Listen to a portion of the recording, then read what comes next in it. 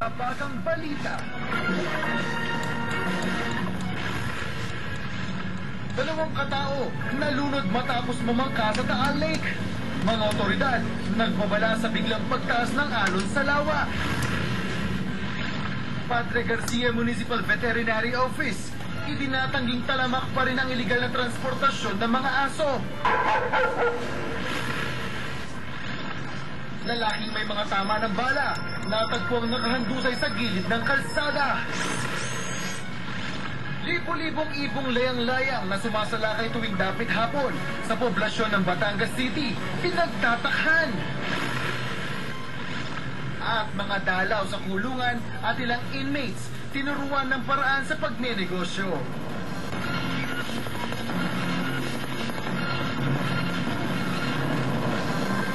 Municipal Agriculture Office ng layang-layang ang pamilya irineklara bilang non-working holiday sa lahat ng...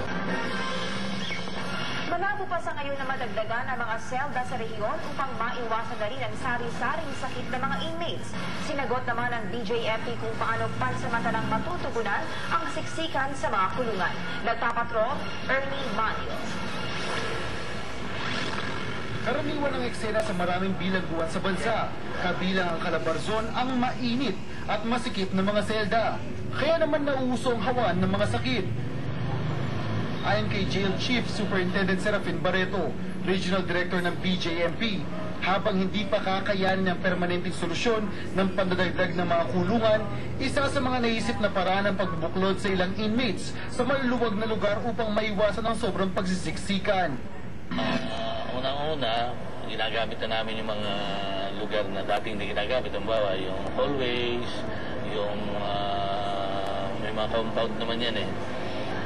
Doon sila pag-araw, nandun sila sa lugar na yan. Paggabi lang talaga, kailangan nasa loob pag yung matutulog. Pero ayon kay Barreto, may mga inmates na may mga sakit na bago pa man pumasok sa kulungan at nahahawaan na lamang ang ibang kasama. Ang nangyayari dyan, may dati na sakit sila, sakit sa baga, nakalaya pa. Pagdating sa loob, yun, doon lang lumalala kasi saka nagkakahawaan. Yun nga, kasi sikip yung aming mga jails. Tiniyak naman ng ahensya na pinapagamot ang mga inmates at dinadala sa ospital kapag malala na ang kondisyon. Sa ngayon naman daw, ayon kay Barreto, hindi pa ganun karami ang naiulat na may karamdaman. Ernie Manio, Patrol ng Pilipino. Kinikilala ngayon ang galing ng dalawang Batanggenyang gumawa ng pangalan sa pagnenegosyo sa lalawigan. Sa likod ng kanilang tagumpay ang kwento ng kanilang pinagdaanan na nagtulak sa kanila upang magsikap. Tunghayan ang kanilang kwento sa pagpapatrol ni Ernie Manio.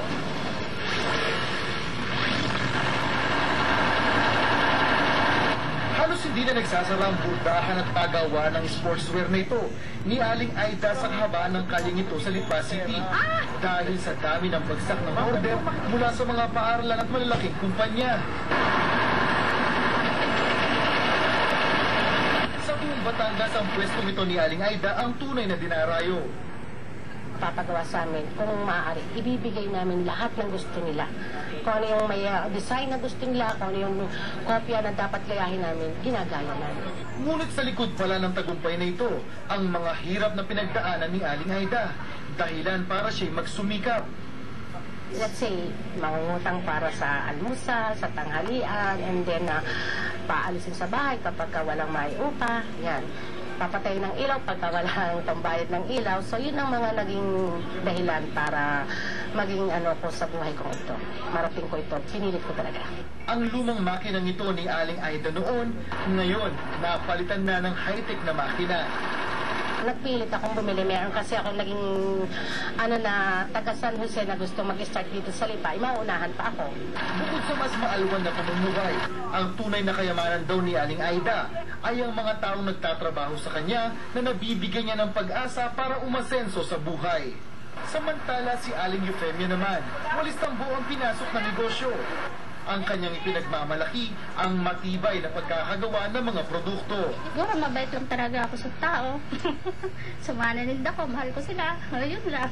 Hindi rin daw sapat ang swerte lamang para umunlad. Kailangan malakas yung load nila, yung madiskarte sila, tsaka dapat marunong din sila. Patunay lamang sina Aling Aida at Aling Eufemia na anumang malaking negosyo ngayon, nagsimula sa munting pangarap, nayayabong at mapapalawig kung may diskarte at tiyaga. Ernie Manyo, Patrol ng Pilipino. Mga kapamilya, makilahok sa Bida Businessman ng ABS-CBN Southern Tagalog sa September 3 sa ganap na alas 9 ng umaga. Matuto kung paano ang tamang pamamalakad sa pagnegosyo. Maaaring magparehistro sa aming hipilan upang makasali sa raffle kung para sa tsansang makapag-uwi ng negosyo package. Mga halaman tungkol sa ama ng wikang pambansa, Agro-Tourism Expo at ilan pa dates at kamag-anak ng mga ito, tinuruan ng mga tips sa pagnenegosyo. Abangan sa pagbabalik ng TV Patrol, Southern Tagalog. Namata ng bagyong Nina 170 kilometro sa silangan ng Kasiguran, Aurora na may lakas na hangin 150 kilometro malapit sa gitna na may papugsog-bugsong hangin sa lakas na 185 kada oras. Apektado rin ang Katimugang Luzon at ang hilagang bahagi ng gitnang Luzon, Kabisayaan at Mindanao na maaaring magdulot ng mga pagbaha at pagbuho ng lupa. Ang nalalabing bahagi ng bansa ay magiging madalas na maulap na may katamtamang kalat-kalat na pagulan, pag-ingat at pagkulol. Katamtaman hanggang sa marahas na hangin naman mula sa Hilaga hanggang Hilagang Kanluran ang iiral sa gitnang Luzon at mula naman sa Timog Kanluran sa nalalabing bahagi ng bansa. Ang mga baybaying dagat sa buong kapuluan ay magiging katamtaman hanggang sa maalon. Samantalang araw ay lulubog mamayang alas 5:43 at sisikat naman ito alas 6:12 bukas. Sinimula ng DTI at BJMP ang pagsasagawa ng seminar para turuan ang mga ito na makapagsimula ng negosyo. Nagpapatrol, Angelique Atienza. 5 taon at 11 buwan rin na namalagi sa loob ng kulungan ang 47 taong gulang na si Mang Mario Basilan. Pero hindi ito naging hadlang upang maisip niya na magbagong buhay at mag-umpisang mag-training upang matuto kung paano magpatakbo ng negosyo. Kung nalaman ko dun sa loob, paglabas ko, pwede ko itong gawing negosyo para po pag-umpisahan, natutunan ko po dun sa loob. Fabric conditioner po at dishwashing liquid. Isa lamang si Mang Mario sa unang 25 sumailalim sa Entrepreneur Eye Opener, isang seminar na pinangunahan ng Bureau of Jail Management and Penology o BJMP at Department of Trade and Industry kung saan ang mga dalaw o kamag-anak ng mga inmates ay nabibigyan ng pagkakataon na matuto ng iba't ibang pagkakitaan. Inuna namin itong Batangas province. Ginagawa namin ito upang itong mga dalaw natin ay matuto sa pagnegosyo, makatulong sa mga kamag-anakan nilang napakulong, pati na rin sa ating bayan. Hindi ko nakita yung parang natin maging leader. Isinusulong din nila na mabigyan ng pagkakataon ng mga inmates na maging laborers na magtatanim, gagawa ng daan at mga patubigan. Lubos naman ang suporta ng pamahalaan ng Lipa na siyang magiging kauna-unahang host ng gaganaping Regional Trade Fair sa September 26 hanggang 28. Malaki po may tutulong sa mga pamilya ng inmates ay kung sakasakali po magagaya ng iba po nating mga inmates sa iba't ibang lugar ay napakaganda po ito na ito. Patuloy naman ang seminar na planong isagawa sa buong Calabarzon. Angelique Atienza, Patrol ng Pilipino. The Filipino people in Southern Tagalog. Kapamilya, ito oras iwan pusa ng inyong mga katanungan at hinaing, hahanapan namin ng kasagutan. Oras ngayon ng mga negosyante at ng mga businessmen wannabe. Dahil tatalakayin natin ngayong araw ang mga Bida Businessman segment ng ABS-CBN Southern Tagalog. Ang seminar na tutulong sa mga nais magnegosyo o palawigin ang kanilang business. Panoorin natin ito. Sa Sabado nakatakdang idawas ang Bida Businessman ng ABS-CBN Southern Tagalog kung saan nilayan itong makatulong sa pagsisimula maging ang pagpapalawig ng inyong negosyo. Katunayan, ikinakasana ng ABS-CBN Southern Tagalog at ng mga partners nito ang Bida Businessman Seminar. Hinati sa dalawang bahagi ng seminar upang matutukan ang iba't ibang pangangailangan ng mga negosyante. Kung ka ba sa pagdinegosyo, go na sa September. Ang unang bahagi sa umaga ay para lamang sa mga nais magnegosyo kung saan tatalakayin ng mga tips sa pagtatayo ng business. Ang ikalawang bahagi naman ay para lamang sa mga may negosyo na at nais pang paunlarin nito. Wala rin bayad ang pagpaparehistro. Magsadya lamang sa ABS-CBN Southern Tagalog Station o mag-log on sa www.wowbatangas.com. Maaari rin namang magparehistro sa mismong araw ng seminar. Ngunit ang first 150 applicants lamang ang makakatanggap ng business kit. Kaya dali na mga kapamilya, magparehistro na at maging bida businessman. At kaugnay yan, kasama natin si Ms. Marisa Argente, Business Development Division ng DTI Batangas upang bigyan tayo ng pasilip kung paano nga ba magaganap sa ating bida businessman. Magandang hapon po, ma'am. Good afternoon, Ernie. Ma'am, unang tanong ko po, sino-sino po ba yung mga pwedeng mag-business? Lahat po ba pwedeng mag-business o mayroong mga sasabing itinanganak na businessman? Basta iyong kamalayan ay handa at ang iyong kalooban ay handa sa pagnegosyo, ang lahat ay may oportunidad para magkaroon ng kanilang sariling negosyo. Kaya meron tayong sinasabi na mas magaling magnegosyo, maaaring ang isa ay hindi daw mas magaling magnegosyo. Ang masasabi lang namin sa DTI dyan ay yung taong mas magaling magnegosyo ay sa kapaghanda ng kanyang sisip at ng kanyang kalooban para sa kanyang piniling negosyo.